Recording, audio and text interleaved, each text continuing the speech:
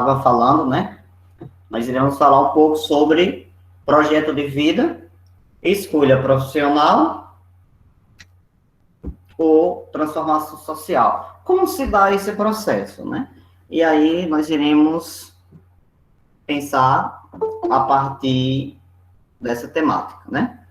Qual é o nosso objetivo, né? Valorizar a diversidade de saberes e vivências culturais e apropriar-se de conhecimento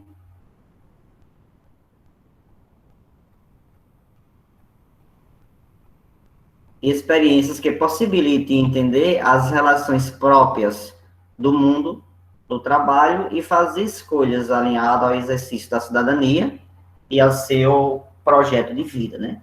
Com liberdade, autonomia, consciência crítica e responsabilidade, né?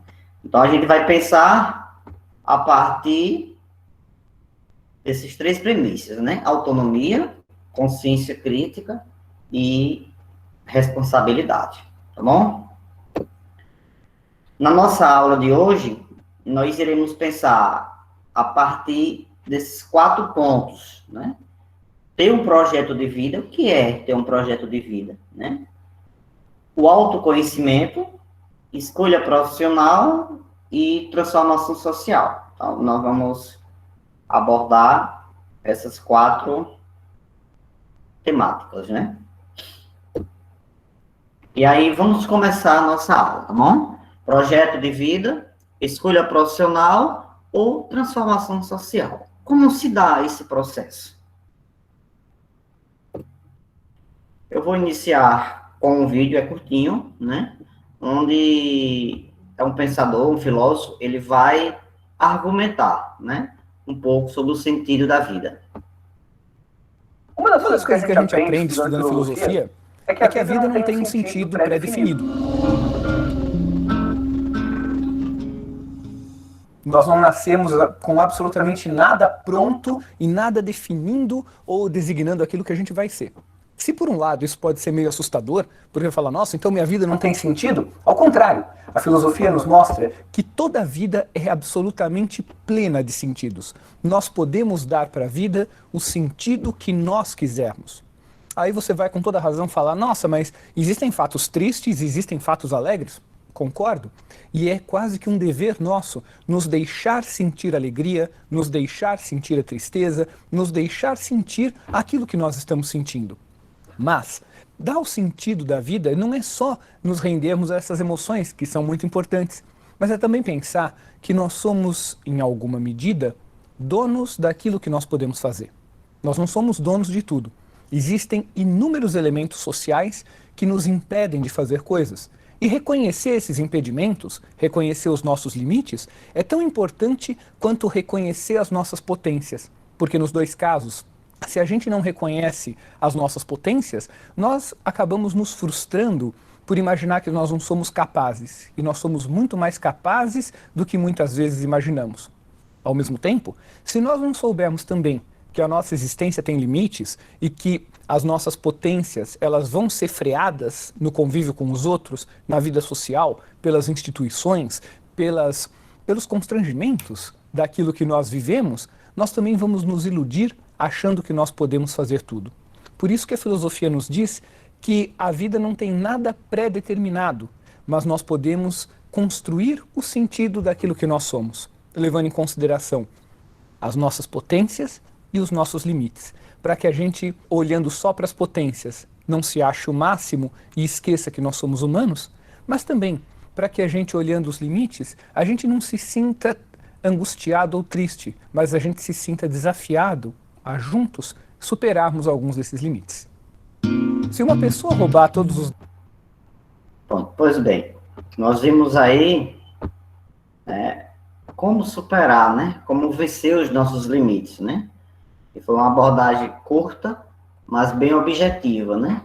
Então, quais são as nossas potencialidades, né? O que nós queremos ser no futuro, né?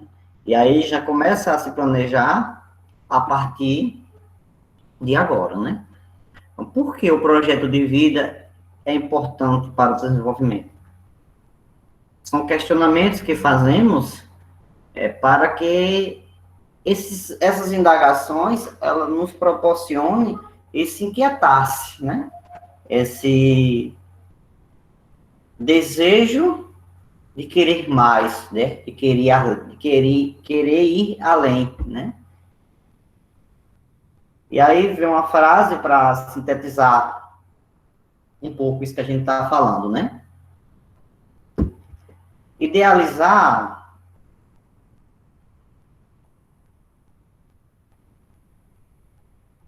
deixa eu voltar aqui a reunião. Eu saí. Pronto. Idealizar a própria vida é ter consciência da responsabilidade de cada um em sua atuação social, descobrindo assim a si mesmo, aos outros e o meio em que vive, né? E aí, na nossa primeira aula sobre o projeto de vida, nós pensamos a partir de quem sou eu, né? Quem sou eu? Não sei se vocês se recordam, que nós fizemos esses questionamentos, né? Então, a partir dessas ideias, a partir desses questionamentos, se perguntar, quem sou eu? E aí nós vamos assistir um trechozinho, né, de Eduardo Marinho, onde ele vai falar sobre a determinação para achar o sentido da vida.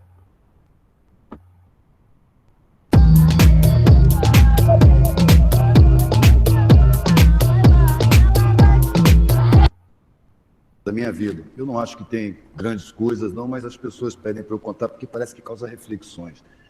Eu nasci numa família abastada e tive acesso a uma boa escolaridade, a muito boas informações e vivi sempre num patamar médio-alto. Mas uma coisa sempre me incomodou, a existência da miséria, das periferias. Quando eu era menino ainda, 6 anos de idade, minha mãe fez uma promessa e conseguiu a tal da graça e me levou para uma favela para distribuir pães. Era o cumprimento da promessa dela. E eu fiquei estarrecido. Eu vi crianças da minha idade vivendo em situações que eu não imaginava. E, a partir dali, eu comecei a questionar a minha mãe, em primeiro lugar, no caminho de volta para casa. Por que tem pobreza? Por que tem miséria? Por que essas pessoas estão assim? E as respostas não vinham. A resposta era, sempre foi assim, sempre vai ser. Para com isso. Isso foi me acompanhando. Mas me marcou de tal maneira que sempre que eu podia, eu observava as pessoas mais pobres, os empregados, nos clubes onde eu ia. Eu tentava me aproximar, eu queria entender essas pessoas que pareciam que tinham outro código. E eu conseguia a simpatia deles, mas não era a simpatia deles que me interessava. Eu queria sentir igualdade. Então eles me tratavam muito bem, mas quando eles se tratavam entre si, eu percebia que era diferente. Entre si eles falavam com igualdade, comigo eles eram gentis. E eu fui crescendo, uma angústia danada, sem saber o que fazer, sem saber, nenhuma profissão me interessava. Percebi que no meu meio social, nas crianças e nos meus anos de adolescência, aquele assunto era incômodo. Ninguém queria falar sobre isso. Quando eu cheguei nos 15 anos, eu estava convencido de que eu tinha alguma coisa errada. Porque o que mais me interessava, os assuntos que me interessavam, não interessavam mais ninguém. Eu não conseguia me entrosar em nenhum grupo. Eu era repelido. Eu questionava a arrogância da minha classe diante das pessoas mais pobres. E eu era visto como um extraterrestre. Um cara estranho, um cara meio maluco. Então eu desisti de tentar me enquadrar, de me enturmar, e comecei a tentar me enquadrar. Fiz um concurso do Banco do Brasil e entrei. Vamos ver como é que se trabalha nesse mundo. Eu tinha 15 anos. Passei 10 meses e saí horrorizado. Pedi demissão do Banco do Brasil porque eu achei que ali eu era um parafuso, uma porca, uma peça que podia ser facilmente trocada. Eu tinha uma necessidade de realização na vida. A pergunta ficava, para que serve a vida? Para que serve a vida? Na minha classe, a vida servia para ser usufruída. Mas eu me sentia constrangido de usufruir diante da miséria que eu via. Os meios que eu andava não se via miséria, se via os serviçais. Mas como a gente viajava, as periferias da cidade são um cinturão de miséria sempre. Então eu via que tinha milhões de miseráveis, milhões de pobres. E não entendia, não conseguia entender. A minha classe fugia dessa visão, sempre em bolhas. Sempre em bolhas. E eu me sentia preso ali. Quando eu saí do Banco do Brasil, claro, eu queria me enquadrar para não magoar a família, porque eu não via nenhuma profissão que me interessasse. Eu não tinha vocação para nenhuma profissão. A arte, na época, não era visto pela minha família como uma coisa séria, era um hobby. E eu nem pensava em viver de arte, era coisa para as horas vagas. Então fiz um concurso para o Exército. Meu pai era militar. E o pensamento foi exatamente esse. Pô, eu não quero fazer nada do que me apresentam. O que eu vou ser na vida? De repente acendeu uma luzinha. Militar. Claro, eu sempre vivi no meio militar. Ser militar é fácil. Aí eu fiz um concurso, passei e fui conhecer o Exército por dentro. Meu pai me apresentou o Exército como um fator de segurança pública, como uma coisa boa para todo mundo, que protegia o povo. Mas quando eu estava dentro do Exército, as instruções que eu recebia era me atirando contra a população. E depois de um ano e pouco dentro da escola de cadetes, eu me vi com um fuzil na mão, apontando para uma manifestação de estudantes, gente desarmada. Isso violava todos os códigos que eu tinha aprendido com meu pai. Não é aqui que eu quero ficar. O Exército serve para reprimir a população e não para proteger. Então pedi desligamento do Exército. Foi a segunda vez que me chamaram de louco. A primeira foi no Banco do Brasil. E saí do Exército. E minha família ficou magoada, e meu pai mais magoado ainda. Ele tinha muito orgulho de eu ser militar, seguir a carreira dele. Então, eles pegaram e me resolveram pagar um cursinho pré-vestibular, o mais barato que tinha. Foi o primeiro contato que eu tive com gente saída do ensino público. E essas pessoas eram desinstruídas. Eu achava o conhecimento deles tão superficial que eu não acreditava. Eu falava com meus colegas, pô, vocês foram vagabundos, vocês não estudaram. Vocês não sabem nada, vocês só sabem superfície das coisas. E um belo dia um amigo meu me trouxe uma prova do 3º ano do ensino médio, de uma escola pública. Eu achei que era brincadeira. Foi a primeira vez que eu senti que essa classe é sabotada, que a maioria das pessoas é enganada, que aquilo ali não é educação de verdade. A diferença da minha educação era tão brutal que eu já achei que era uma coisa intencional, não estão mantendo o povo ignorante. Com o tempo eu fui confirmando isso, mas na época era só uma intuição. Eu me guiei muito pela intuição disso, porque a razão me dizia que eu estava errado, a razão mandava eu me garantir. As pessoas me falavam, você tem que se garantir, você tem que se garantir. E eu percebi que o que eu estava garantindo era uma angústia eterna. Bom, pois bem, eu não vou colocar o vídeo todo, só para a gente, para nossa aula, o que a gente já viu aqui é de extrema importância, né? E aí o primeiro questionamento que é feito, né? Para que serve a vida? E aí é esse questionamento que temos que fazer, né? Para que serve a nossa vida? Qual é o nosso papel na comunidade, na nossa vida social? E aí o projeto de vida é de extrema importância nesse processo, né? Então, ter um projeto de vida é refletir sobre o que se quer ser no futuro e planejar as ações concretas para chegar lá. É o traçado entre o ser e o querer. E aí, a nossa pergunta agora é essa, né? O que é que eu quero ser? Eu estou no ensino médio, né? Primeiro ano, essa turma, primeiro ano, né? Segundo ano ou terceiro ano, né? Eu estou no ensino médio. Quais são os meus objetivos, né? E aí você tem que traçar a sua meta, né? Entre o ser e o querer ser. Eu sou isso hoje, né? Veja a trajetória do vídeo anterior, né? Ele tinha possibilidades, né? Ele era, mas ele queria ser mais. Ele não estava satisfeito com o que ele tinha. Não? Então, há esse traçado entre o ser e o querer ser. Né? Então, o projeto de vida nunca termina. Ele vai além da sala de aula e da escola. É para toda a vida. Então, você não tem que planejar, pensar um projeto de vida durante a sua vida acadêmica, durante o seu ensino médio. Não, tem que pensar para a vida toda. E aí, pensando a partir dessas temáticas, nós já vimos o autoconhecimento, né? E o auto-me conhecer. E o autoconhecimento mais o autocuidado é igual ao propósito, né? Qual é o propósito que eu quero, ou que eu tenho para a minha vida? O que é que eu almejo chegar almejo alcançar dentro da minha vida, né? Na minha comunidade, na minha localidade e assim por diante, né? Pois bem, sendo o autoconhecimento o primeiro passo para traçar um projeto de vida, para uma transformação social, essa equação soma mais um fato importante, né? Que é o impacto, né? O impacto que isso vai causar na minha vida, na minha família, no meu lar, né? Na minha localidade. E aí, pensar o projeto de vida é pensar a partir do autoconhecimento. É preciso pensar a parte da identidade, né? E essa busca da plenitude humana, né? Então, é uma seta, é um caminho percorrido, né?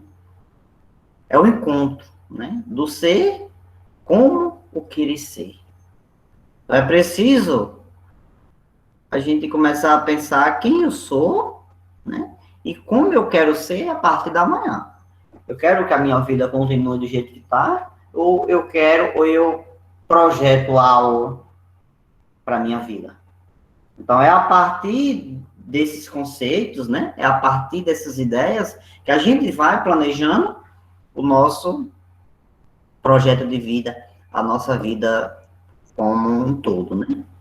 E aí, é preciso ser autônomo, solidário e competente, né?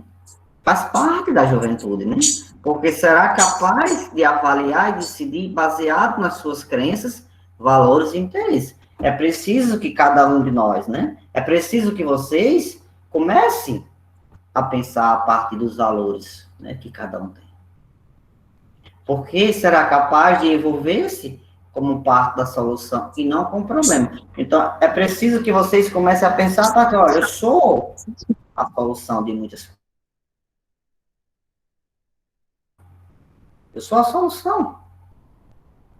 Porque estará preparado para compreender as exigências do novo mundo do trabalho. Né? E estará apto para a aquisição de habilidades específicas requeridas para o seu projeto de vida. Então, é preciso pensar a partir disso daí, né? E o projeto de vida é um projeto profissional? Será que é?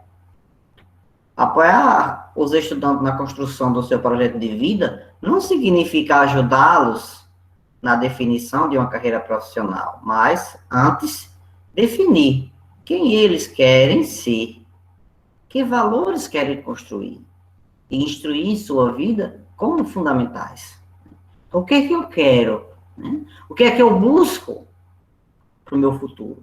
E instruir a sua vida como fundamentais, que o conhecimento espera ter construído de maneira a ter ampliado e diversificado o seu repertório e que, no conjunto, apoiarão a tomada de decisões sobre diversos domínios de suas vidas, ou seja, a vida pessoal, social e profissional. Então, é preciso estar alinhado com a vida profissional, com a vida social e com a vida profissional. E aí, no site Fundação Telefônica Vivo, tem 4 dicas que eu achei bem pertinentes para a nossa aula, para a gente encerrar, né? Reunimos algumas dicas, isso o site diz, né? Reunimos algumas dicas levantadas pelos convidados durante o encontro, que pode contribuir para a construção de um projeto de vida alinhado ao empreendedorismo social. Aqui ele vai para a questão mais do empreendedorismo. Observe a si mesmo, né? Então, é preciso que cada um se observe, né? Um projeto de vida passa pelo autoconhecimento. Então, o primeiro passo é identificar como você reage diante das situações de imprevisibilidade. Quais são os principais sentimentos que te movem? Como você se organiza? Então, é preciso, no primeiro momento, observar-se. Como eu me organizo? Questionar os padrões, né? O segundo passo é entender as suas expectativas para um futuro e escolher quais desses padrões de comportamento devem ser mantidos e quais deles devem ser transformados para que você atinja os objetivos, né? Então, eu começo a pensar o que é que eu quero, né? Então, você tem que pensar algo que você realmente almeje, né? Para que você não se perca no caminho. Alinhe as expectativas. Seja recebendo críticas de familiares ou amigos, ou no momento de escolher sócios ou parceiros, alinhar expectativas é sempre importante, para que você não se distancie do seu propósito e, ao mesmo tempo, saiba lidar de forma saudável com pessoas ao seu redor. E aí ele continua. Escolha uma atividade de autocuidado regular. Escolha algo que você realmente queira, né? Sobretudo em tempos de incerteza. Vivemos um tempo, a gente não sabe o dia da manhã, a gente não sabe o que vai acontecer. Então, é preciso que em tempos de incerteza, tenha um espaço dedicado ao autocuidado, né? É preciso o autocuidado. É fundamental para manter a motivação.